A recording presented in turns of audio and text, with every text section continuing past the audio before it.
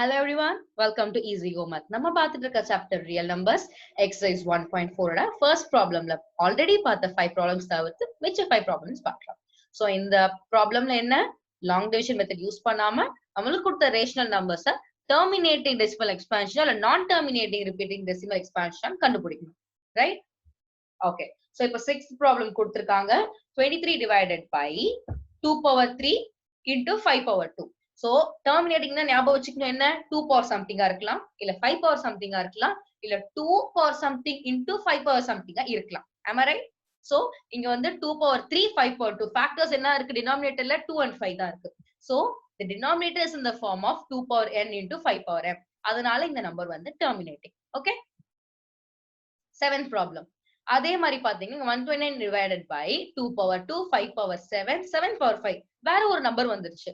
So as it is not in the form of 2 power n and 5 power m, இது non-terminating. Okay. 8th problem. 6 divided by 15. 3 all divide பண்ணோம்னா என்ன கிடைக்கும் நம்மளுக்கு 2 by 5 கிடைக்கும். Right? So denominator என்ன இருக்கு 5 power m formatல இருக்கு. Therefore இந்த நம்பர் வந்து terminating. 9th problem. 35 by 50. So இப்போ நம்ம இதை divide பண்றோம்னு வச்சுக்கோங்க. என்ன வரும் 5 ஆல பண்ணும்போது 7 divided by 10 வருது. 10க்கு என்னென்ன denominators வரும்போது factors வரும் 2 into 5. So இது terminating. Right? ஏன்னா இது வந்து 2 power n into 5 power m formatல இருக்கு. அதே மாதிரி 10th problem.